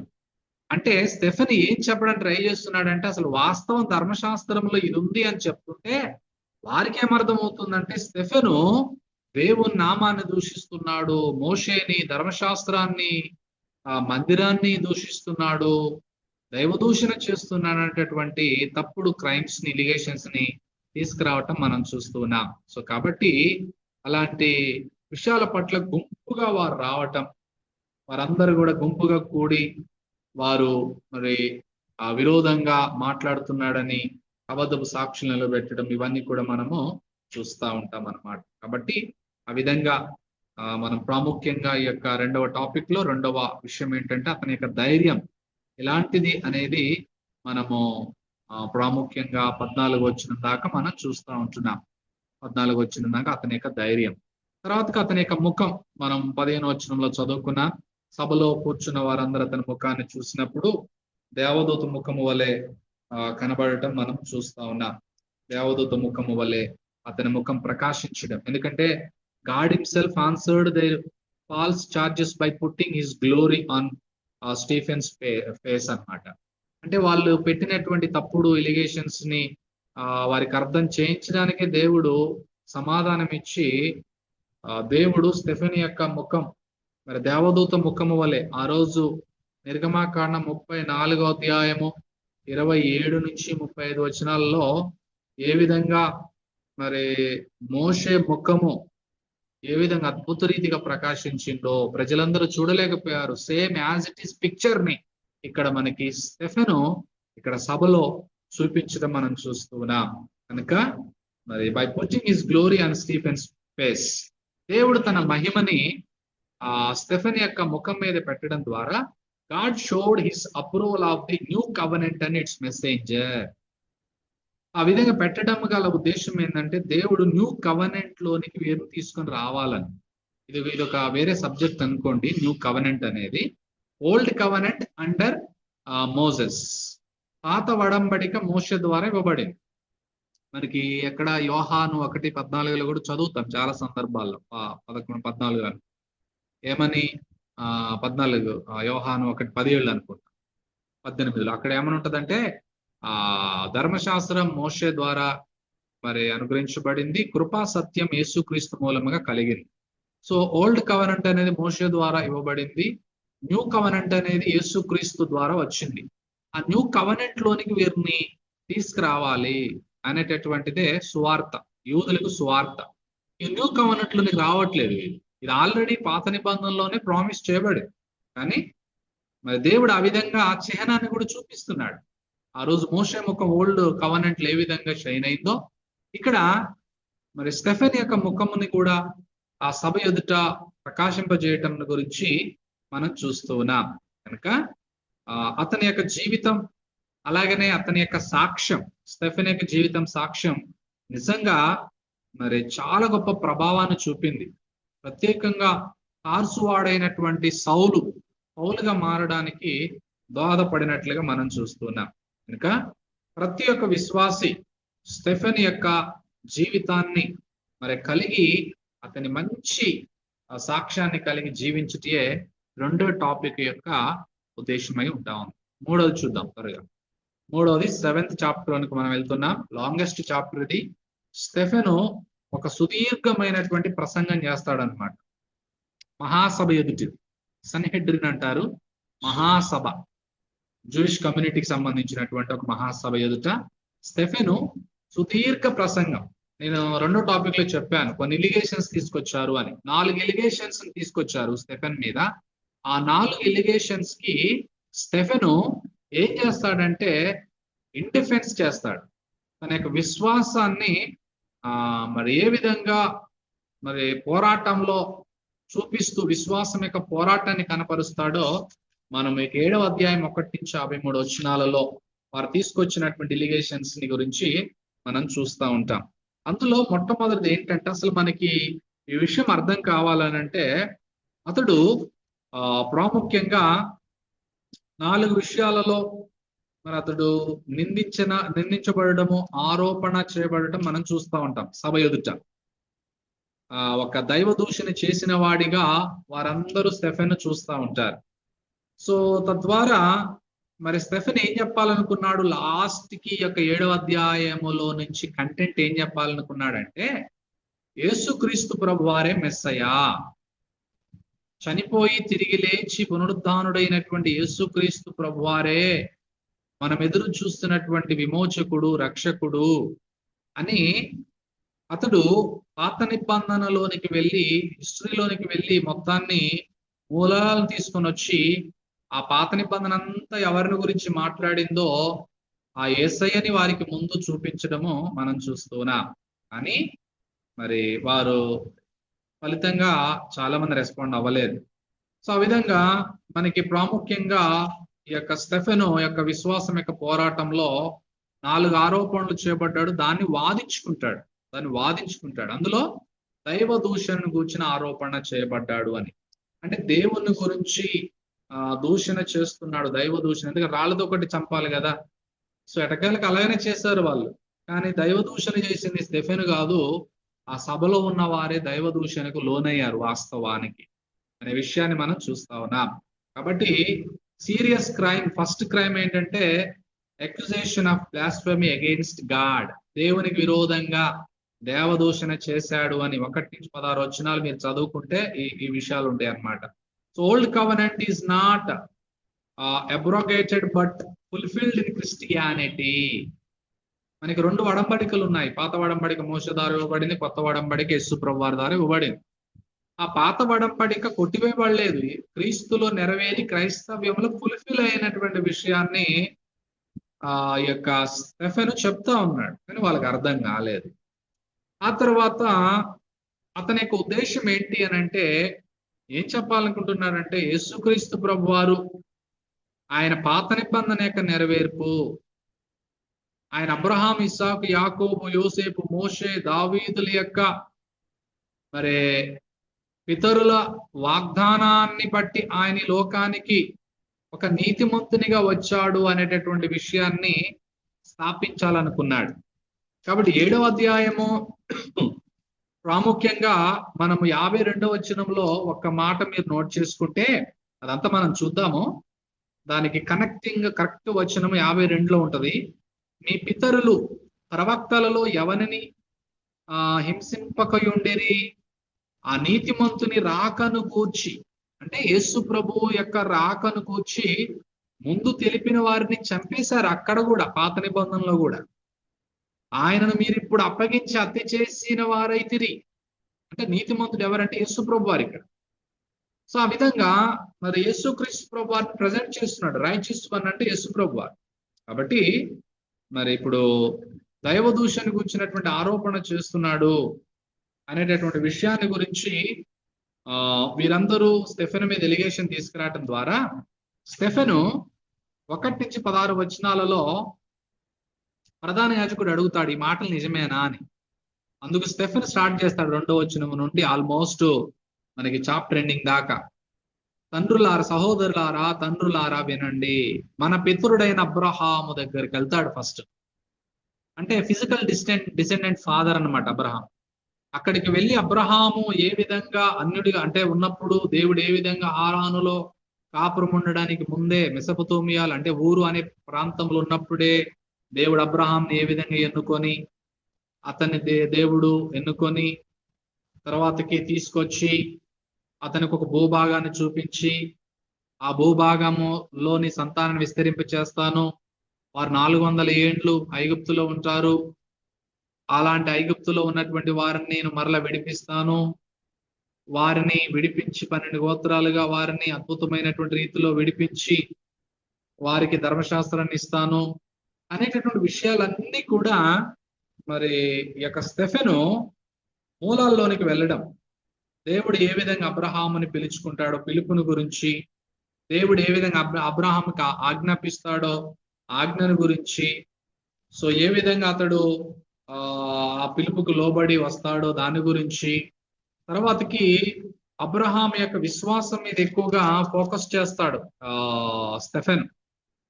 అతడు విశ్వాసం ద్వారా దేవుని యొక్క మరి ఆజ్ఞకి ఏ విధంగా లోబడతాడో, తర్వాతకి అతడు తన సొంత ఇంటిని ఏ విధంగా విడిచిపెడతాడో, ఇవన్నీ కూడా చదువుకుంటే అవన్నీ కూడా అబ్రహాముని గురించి, అబ్రహాం దేవుడైనటువంటి ఆ దేవుని గురించి వివరిస్తుంటే వాళ్ళు దైవదూషణ చేస్తున్నారు అనుకుంటున్నారు వాళ్ళు. సో ఆ విధంగా 430 సంవత్సరాలు వారు అక్కడ ఉంటారు. తర్వాతకి అలాంటి కవనెంట్, గాడ్స్ కవనెంట్, దేవుని యొక్క నిబంధన అబ్రహాంతో చేయబడినటువంటి నిబంధనకు గుర్తుగా సున్నతినివ్వడము. ఆ సున్నతి ఆ శరీరానికి మాత్రమే కాదు, హృదయ సంబంధమైన సున్నతి కలిగినటువంటి విశ్వాసముతో ముడివేయబడినదిగా ఉండాలని. సో ఇట్లా చాలా విషయాలు స్టెఫెను వారికి జ్ఞాపకం చేయటం మనం చూస్తూ ఉంటాం. సో ఆ విధంగా అల్టిమేట్ గా ఎక్కడ కనెక్ట్ చేయాలనుకుంటున్నాడు స్టెఫెను అని అంటే, యేసుక్రీస్తు ప్రభు వారి దగ్గరికి తీసుకొచ్చి ముడివేసి కన్క్లూడ్ చేయాలనుకునేదే స్టెఫెన్ యొక్క ఆలోచన, సువార్త. సో యోసేపు ఏ విధంగా అమ్మివేయబడతాడు, ఏ విధంగా వారిని కాపాడుతాడు, ఇవన్నీ కూడా మనకి దేవుడు అబ్రహాము ద్వారా పితరులైనటువంటి ఇస్సాకు, యాకోబు, యోసేపుల ద్వారా ఏ విధంగా తన జాతిని కాపాడుకుంటాడో ఆ దేవుని గురించి ప్రకటిస్తాడు అద్భుత రీతిగా. ఇవన్నీ వారందరికీ తెలుసు ఇవన్నీ. కానీ సువార్త యేసుక్రీస్తుని వాక్య మూలాల్లోనికి వెళ్ళి చెప్తున్నాడు. తర్వాత ఇంకోటి ఎలిగేషన్ ఏంటంటే మోషేను గురించి ఆరోపణ చేస్తున్నాడని అంటారు వాళ్ళు. సో ఈ మోషేను గురించినటువంటి విషయాలు కూడా ఇతడు 17వ వచనము నుండి, స్టెఫెను 17వ వచనము నుండి ప్రాముఖ్యంగా 37వ వచనం దాకా మోషే ద్వారా ఇశ్రాయేలుకు విమోచన భౌతికంగా ఎలా ఉందో అలాగనే ప్రజల యొక్క పాపము నుండి విమోచన యేసుక్రీస్తు ద్వారా ఉంది అని చెప్తా ఉన్నాడనమాట స్టెఫెన్. సో మోషే గురించి ప్రకటిస్తూ ఒకే ఒక మాట 37వ వచనంలో ఏమంటాడంటే, నా వంటి ఒక ప్రవక్తను దేవుడు మీ సహోదరులో మీకు పుట్టించును అని ఇశ్రాయేలీయులతో చెప్పిన మోషే ఇతడే. సో మోషే రాబోతున్నటువంటి క్రీస్తుకి మరి ముంగుర్తుగా ఉన్నాడని, ఆ మోషే యేసుక్రీస్తు యొక్క రాకను గురించి ముందే చెప్పాడని, దేవుడు మోషే ద్వారా చెప్పించాడని, ఈ విషయాలన్నీ కూడా వారికి జ్ఞాపకం చేస్తుంటాడు.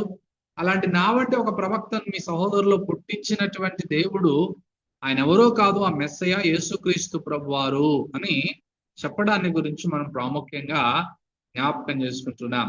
కనుక దేవుడు మరి అలాంటి గొప్ప మోషేని పాత నిబంధనలో ఒక విమోచకునిగా, బానిసత్వంలో వినిపించే విమోచకునిగా పెట్టాడు.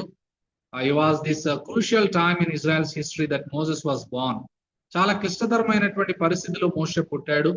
అప్పుడు చిన్నపిల్లలు చనిపోవడం మనం చూస్తాం. యేసుప్రభువు వారు పుట్టినప్పుడు కూడా అదే జరిగింది. కనుక మరి అలాంటి మోషే యొక్క జీవితము, మినిస్ట్రీ, పరిచర్య ఈ మహాసభ వారికి బాగా తెలుసు. So Stephen merely summarises them to make his point.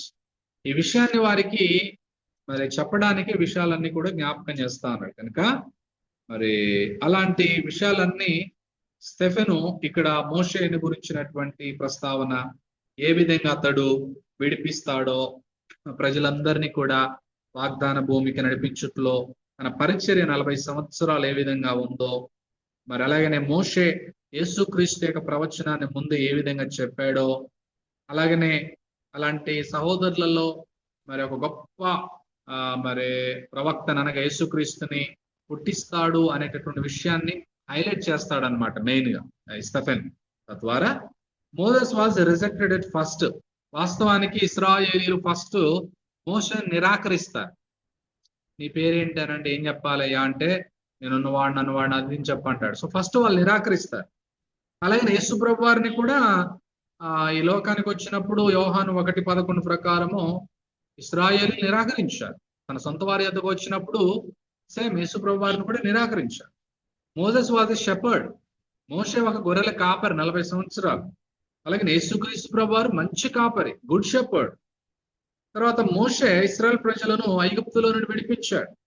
యేసుక్రీస్తు ప్రభు వారు పాపం అనేటటువంటి బానిసత్వము నుండి విడిపించినటువంటి వాడిగా ఉంటున్నాడు. సో కాబట్టి చరిత్ర మోషే యొక్క foreshadow the history of Jesus Christ అన్నమాట. మోషే యొక్క జీవితం అంతా యేసుక్రీస్తుకు ముడివేసి చూపించడం, అతని మీద వచ్చినటువంటి ఆరోపణని మరి వాదించుకుంటూ స్వార్థను ప్రకటించడం అంటారు దీన్ని, ఒక విధంగా చెప్పాలంటే. ఓకే, సో ఇది రెండవది. మూడవది, ధర్మశాస్త్రం గురించిన ఆరోపణ కూడా చేశారు వాళ్ళు. దానికి మరలా వాదించుకుంటూ మరి స్టెఫెన్ ఏ విధంగా మోషే ఇశ్రాయేల్ ప్రజల్ని నడిపించి ఏ విధంగా దేవదూతల మధ్యవర్తిత్వము ద్వారా సీనాయి పర్వతం మీద దేవుడిచ్చినటువంటి ధర్మశాస్త్రము, లా అనేటటువంటిది 53వ వచనంలో మనకి కనబడతా ఉంటది అనమాట, 53లో. సో ఆ విధమైనటువంటి దేవదూతల ద్వారా నియమింపబడిన ధర్మశాస్త్రమును మీరు పొందితిరి గాని దానిని గైకొనలేదని చెప్పాను. క్లియర్ కట్ గా చెప్తున్నాడు స్టెఫెన్. ఆ దేవదూతల ద్వారా, మోషే ద్వారా ఇవ్వబడినటువంటి ఆ ధర్మశాస్త్రము మీరు పొందారు, మీ చేతిలో ఉంది, కానీ దాన్ని మీరు గైకొనడం లేదు. ఆ ధర్మశాస్త్రం యొక్క కంటెంట్ అంతా ఎవరంటే యేసుప్రభు వారే.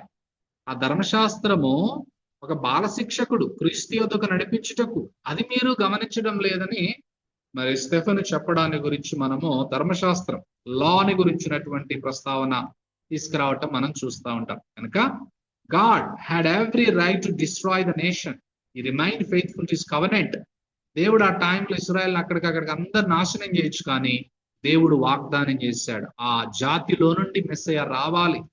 తన వాగ్దానం ఏంటి అని అంటే, ప్రపంచాన్ని విమోచించేటటువంటి విమోచకుడైన యేసు ప్రభువు రావడానికి ఆయన నిబంధన ప్రణాళిక ప్రజలుగా పాత నిబంధన ఇశ్రాయేల్ ఉంచినట్లుగా మనం చూస్తున్నాం. కనుక from the time of wilderness వారు అలాంటి మరి ఆ ఎడారిలో నుండి వారు వాగ్దాన భూమికి వచ్చారు. అక్కడి నుంచి మరలా వారు బబులోను చెరకు వెళ్ళటము, ఈ భయంకరమైనటువంటి విగ్రహారాధన చేయడం అనేది కంటిన్యూగా ఇశ్రాయేల్ జీవితంలో జరిగినటువంటి ఒక పెద్ద సమస్యగా మనకి మారటం మనం చూస్తున్నాం. ఇందులో లాస్ట్ది మందిరాన్ని గురించి కూడా ఆరోపణ చేస్తారు. సో ఈ మందిరాన్ని గురించి త్వరగా 2-3 విషయాలు చెప్పేసి ముగిస్తాను. మందిరం అంటే ఫస్ట్ వీళ్ళకి మందిరము అరణ్యంలో 40 సంవత్సరాలు వీరు ప్రత్యక్ష గుడారమే వారికి మందిరం. ఫస్ట్ అది. సెకండ్ది, ఆ మందిరం వాళ్ళు భూభాగంలోనికి వచ్చిన తర్వాత, వాగ్దాన ప్రామిస్ ల్యాండ్ లోనికి వచ్చిన తర్వాత ప్రజలందరూ కూడుకొని షిలోహులో ఒక మందిరాన్ని కట్టుకుంటారు. అది సెకండ్ స్టేజ్ అన్నమాట మందిరం ప్రజలకి. తర్వాతకి దావీదు ఆశపడతాడు మందిరాన్ని కట్టాలని. అది దేవుడు సొలొమోను ద్వారా ఆ మందిరాన్ని కట్టించే విషయంలో కూడా ఆ విషయాలు ప్రస్తావనకి తీసుకొస్తాడు 46 నుంచి. ఆ సొలొమోను గురించి 40 ఏళ్ళు. అయితే సొలొమోను ఆయన కొరకు మందిరాన్ని కట్టించును. అయినను ఆకాశం సింహాసనం, భూమి నా పాదపీఠం, నా కొరకు ఎలాంటి మందిరాన్ని కట్టుదురు? నా విశ్రాంతి స్థలం ఏది? ఇవన్నీ నా హస్తకృత్యములు కావా అని ప్రభు చెప్పుచున్నాడు అని ప్రవక్త పలికిన ప్రకారము సర్వోన్నతుడు హస్తకృత్య ఆలయములలో నివసింపడు అనే విషయాన్ని కొటేషన్ తీసుకొచ్చాడు స్టెఫెను. దాన్ని వారు దైవ మందిరాన్ని గురించినటువంటి దూషణ చేస్తున్నాడు అని వారు తప్పుడుగా మరి తీసుకురావటాన్ని గురించి మనం చూస్తున్నాం. తద్వారా అల్టిమేట్ గా సొలొమోను మందిరం తర్వాత కూల్చివేయబడిన తర్వాత మరలా జెరుబ్బాబెలు వాళ్ళు వచ్చేసి కట్టడము, ఈ మందిరాన్ని గురించి కూడా మాట్లాడుతుంటే వారు దైవదూషణ మందిరాన్ని గురించి కూడా తప్పుడుగా మాట్లాడుతున్నారని వారు చెప్పడాన్ని బట్టి వారు మరి స్టెఫెను చంపడానికి సిద్ధపడుతున్నారు. అప్పుడు స్టెఫెనుకి కోపం రావడం మనము 51వ వచనంలో చూస్తాం. స్టెఫెను తన నేరారోపణలు గద్దిస్తాడు. ఏమని గద్దిస్తాడు? ముష్కరులారా, హృదయములను చెవులను దేవుని వాక్యమునకు లోపరచునల్లని వారులారా, మీ పితరుల వలె మీరును, ఇతరులు అట్లా చేశారు, ఇప్పుడు మీరు ఇట్లనే చేస్తున్నారు, మీరును ఎల్లప్పుడూ పరిశుద్ధాత్మను ఎదిరించుచున్నారు. మీరు కనుక మీ పితరుల ప్రవక్తలు ఎవరిని హింసింపక ఉండరు. మీరు ఆ నీతిమంతుని రాకను గురించి చెప్పిన వారిని చంపారు. ఆ వచ్చిన నీతిమంతుడైన యేసయ్యను సిలువ వేశారు. ఇక మీరు తప్పించుకోలేరు అని చాలా మరి వేదనతో మరి సువార్తను ప్రకటించడం స్టెఫెను గురించి మనం చూస్తున్నాం. కనుక అలాంటి విషయాలు చెప్పిన తర్వాత ఇప్పుడు నెక్స్ట్ లాస్ట్ టాపిక్ లో అతడు ఏ విధంగా హతసాక్షిగా మార్చబడతాడని చూసి 5 నిమిషాల్లో ముగించుకుందాం. 54 నుంచి 60 వచనాలలో స్టెఫెను రాళ్లతో కొట్టి స్టెఫెను చంపివేస్తారు. సో రాళ్లతో కొట్టబడి చంపబడతాడు బహు భయంకరంగా స్టెఫెను. అందుకోసం మొదటి క్రైస్తవ హతసాక్షిగా మారిన వాడు మనకి యొక్క స్టెఫెను మనకు కనపడతా ఉంటాడు. ఇందులో ప్రాముఖ్యంగా స్టెఫెను అని అంటే అర్థం ఏంటంటే, మీరు రాసుకోండి, నోట్ చేసుకోండి. స్టీఫెన్ విచ్ మీన్స్ క్రౌన్ అన్నమాట. క్రౌన్ అంటే కిరీటము. సో ఇందులో కొన్ని మనకి కాంట్రాస్ట్లు ఉన్నాయి, వ్యత్యాసాలు ఉన్నాయి. 4 వ్యత్యాసాలు స్టెఫెన్కి మహాసభలో ఉన్నటువంటి ఆ గొప్ప గనులైన వారికి మధ్య వ్యత్యాసం ఏంటంటే, వారందరూ కోపంతో నింపబడుతున్నారు. స్టెఫెను మాత్రం పరిశుద్ధాత్మతో నింపబడుట మనం చూస్తూ ఉంటున్నాం. ఆ వ్యత్యాసం 54, 55 వచనాలలో వ్యత్యాసం మనకి అద్భుత రీతిగా మనకి కనబడతా ఉంటుంది. ఈ వ్యత్యాసం వాళ్ళు పళ్ళు కొరుకుతా ఉంటారు. స్టెఫెన్ను చూసి పళ్ళు కొరుకుతా ఉంటారు. ఆ విధంగా అంత కోపం వీరికి. ఎందుకంటే ఇలిగేషన్స్ చేశాడు ఇంతకుముందు మనం చూసాం. దేవుని గురించి, మోషేని గురించి, ధర్మశాస్త్రం గురించి, మందిరాన్ని గురించి తప్పుడుగా దైవదూషణ చేశాడని వారు పటపట పళ్ళు కొరుకుతూ కోపముతో నింపబడిన వారిగా కనబడుతున్నారు. అయినా కూడా స్టెఫెను పరిశుద్ధాత్మతో నింపబడి పరిశుద్ధాత్మ కంట్రోల్లో ఉన్నవాడిగా, తన యొక్క సెల్ఫ్ కంట్రోల్ని అనగా తన యొక్క గొప్ప లక్షణాన్ని కలిగినటువంటి వాడిగా, ఆశా నిగ్రహం కలిగినటువంటి వాడిగా, ఆత్మచేత నడిపించబడే వాడిగా, కాముగా ఉన్నటువంటి వాడిగా మనకి స్టెఫెను కనబడతా ఉన్నాడు. కీడుకు ప్రతి కీడు చేసేవాడిగా లేడు. అలాంటి కోపానికి ప్రతి కోపం తెచ్చుకునేటటువంటి వాడిగా లేడు. కానీ పరిశుద్ధాత్మ కంట్రోల్లోనికి వెళ్ళిన వాడిగా మనకి స్టెఫెన్ కనబడతా ఉన్నాడు, అలాంటి క్లిష్టతరమైనటువంటి పరిస్థితిలో కూడా. కాబట్టి వారి యొక్క మరి కోపం వారిని ఎక్కడికి తీసుకెళ్ళిందంటే, వారి హృదయాలను బహు కఠినంగా మార్చిపడేసింది. ఆ కోపం వారి యొక్క హృదయాలను కఠినంగా మార్చింది. కానీ మరి స్టెఫెన్ మాత్రము అద్భుత రీతిగా పరిశుద్ధాత్మతో నింపబడటం, అలాగనే పరిశుద్ధాత్మకు కంప్లీట్ గా లోబడటం, పరిశుద్ధాత్మతో నింపబడటం మనం చూస్తాం. ఇది పరిశుద్ధాత్మ యొక్క ఫలం. దీన్ని ఫ్రూట్ ఆఫ్ ది స్పిరిట్ అంటారు. పరిశుద్ధాత్ముడి ఫలాన్ని తీసుకొస్తాడు విశ్వాసుల జీవితాలలో. ఎలాంటి క్లిష్టతరమైన ప్రతికూలమైన పరిస్థితుల్లోనైనా పరిశుద్ధాత్మ ఫలం మనము కలిగి ఉండాలి అనేది మనం ఇక్కడ నేర్చుకుంటున్నాం. రెండవది వ్యత్యాసం ఏంటంటే, ఆత్మీయ గుడ్డితనంలో వాళ్ళు ఉన్నారు, ఆత్మీయ దృష్టి కలిగిన వాడిగా మనకి స్టెఫెన్ కనబడుతున్నాడు. 7వ అధ్యాయము 56-57 వచనాలలో ఆకాశం తెరవబడుట స్టెఫెన్ చూస్తున్నాడు. మనిషి కుమారుడు దేవుని కుడి పార్శ్వం ఉందంటే యేసయ్య నిలిచి ఉండటం మనకి కనబడుతున్నాడు, అంటే చూస్తున్నాడు. ఈ మాటలు చదువుతున్నప్పుడు నిజంగా యేసుప్రభు వారు తండ్రి కుడి పార్శ్వం ముందు కూర్చొని స్టెఫెను ఇక తన ప్రాణాన్ని విడిచే ముందు అక్కడ తండ్రి కుడి పార్శ్వం ముందు కూర్చొని యేసుప్రభు వారు లేచి నిలబడినట్లుగా మరి ఇక్కడ వాక్యంలో మనకి అద్భుత రీతిగా వివరించబడతా ఉంది. స్టెఫెను చేస్తున్నట్టు పరిచర్యకి యేసుప్రభు వారు తండ్రి కుడి పార్శ్వం ముందు లేచి నిలబడి స్టెఫెన్ ఆహ్వానిస్తున్నాడు. అది చూస్తున్నటువంటి ఆ గొప్ప అద్భుతమైనటువంటి స్పిరిచువల్ సైట్ కలిగినటువంటి వాడు స్టెఫెను. వీళ్ళకి అలాంటి దృష్టి లేదు, వీళ్ళ ఆత్మీయ గుడ్డితనంలో ఉన్నారు. యేసుప్రభు వారు కూడా ఇంతకుముందు చాలా విషయాలు చెప్పాడు. అయ్యో అందులైన మార్గదర్శకులారా, మీరు గుడ్డివారికి త్రోవ చూపిస్తే ఇద్దరు వెళ్ళి గుంటలో పడతారు అనేటటువంటి విషయాలు చెప్పినట్లుగా వాళ్ళు సత్యాన్ని గ్రహించలేని వారిగా వింటున్నారు, కానీ వారికి అర్థం కావడం లేదు. వారి ఆత్మీయ నేత్రాలు మూసుకుని పోయినటువంటివిగా ఉంటా ఉన్నాయి. కనుక ఈ వ్యత్యాసం, spiritual blindness and spiritual sight. ఆత్మీయ గుడితనంలో వారున్నారు, ఆత్మీయ దృష్టి కలిగినటువంటి వ్యక్తిగా స్టెఫెన్ ఉంటున్నాడు. ఈరోజు సంఘాలలో కూడా చాలా మందికి భౌతికంగా చూస్తారు, కానీ వాళ్ళు స్పిరిచువల్ సైట్ ఉండదు. చాలా మందికి స్పిరిచువల్ బ్లైండ్నెస్ లో ఉన్నారు చాలా మంది. కానీ దేవుడు ఏం కోరుతున్నాడు అని అంటే స్పిరిచువల్ సైట్ కలగాలి. ఎందుకంటే మనము వెలుచూపు వలన కాదు, విశ్వాసం వలన నడుచుకోవాలని వాక్యం చెప్తా ఉంది. ఇది రెండవది. మూడవ వ్యత్యాసం ఏంటంటే మరణం జీవం. స్టెఫెన్ యొక్క మరి మరణము, అతని యొక్క జీవం. They did not stone Stephen until they had driven in out of the city.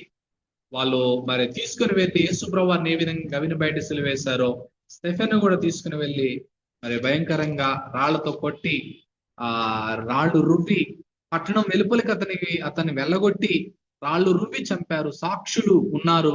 సౌలు ఒక యవ్వనస్తుని పాదాల దగ్గర తమ వస్త్రాలు పెట్టారు. అలాంటి సిచ్యువేషన్ లో మరి ప్రభువును గూర్చి మొరపెట్టుచు యేసు ప్రభువా నా ఆత్మను చేర్చుకొని మన స్టెఫెను పలుకుచుండగా వారు అతన్ని రాళ్లతో కొట్టారు. సో ఎంత గొప్ప అద్భుతమైనటువంటి మరి జీవితం ఆ స్టెఫెనది, ఎంత అద్భుతమైనటువంటి మరణం స్టెఫెనది. బ్రతుకుట క్రీస్తే చావైతే మేలైనటువంటి పౌలు తర్వాతకి చెప్పాడు, కానీ జీవితంలో స్టెఫెన్ ముందుగానే తన జీవితం, తన యొక్క మరణం ప్రభు కొరకే అని ఆఖరి ముగింపులో క్రీస్తు మాదిరిని కలిగినటువంటి వాడిగా నా ఆత్మను చేర్చుకో యేసు ప్రభువా అని మాట్లాడటం మనం చూస్తున్నాం. లాస్ట్ విషయం ఏంటంటే మరి వ్యత్యాసం ఏంటి అని అంటే ద్వేషం మరియు ప్రేమ. వారందరేమో ద్వేషం కలిగిన వారిగా ఉంటున్నారు, స్టెఫెన్ ఏమో ప్రేమ కలిగిన వాడిగా ఉంటున్నాడు. వారు అతన్ని రాళ్లతో కొట్టారు. మరి అతడు మోకాళ్ళలోని అలాంటి రాళ్లతో కొట్టబడుతున్న సందర్భంలో ప్రభువా వారి మీద ఈ యొక్క పాపం మోపకమని గొప్ప శబ్దంతో పలికెను. ఈ మాట పలికి నిద్రించును. సౌలు అతని చావునకు సమ్మతించాడు. ద్వేషం ఇంక్లూడింగ్ సౌలు కూడా సమ్మతించాడు. మరి సమ్మతించిన వాడిగా సౌలు మనకి కనబడతా ఉన్నాడు. కాబట్టి ఎందుకు ఈ లూకా భక్తుడు ఈ సౌలుని ప్రస్తావనలోకి తీసుకొచ్చాడు అంటే తర్వాతకి సౌలుని పౌలుగా ఏ విధంగా దేవుడు మార్చాడో ఆ విషయాలు రాయాలి గనక ఈ యొక్క సౌలు కూర్చున్నటువంటి ప్రస్తావన ముందే లూకా భక్తుడు తీసుకురావటం మనం చూస్తున్నాం. కనుక మరి ఆ విధంగా ఈరోజు మనము స్టెఫెన్ యొక్క జీవితాన్ని గురించి మనం జ్ఞాపకం చేసుకున్నాం. ఒక గొప్ప ప్రేమ కలిగిన వాడిగా, ముగింపులు యేసుక్రీస్తు మాదిరిని కలిగిన వాడిగా మనకు కనపడుతున్నాడు. ఇట్టి మాటలు దేవుడు మనందరి వెనికిడిలో దీవించి ఆశీర్వదించుగాక. Amen. Over to brother Jashuva.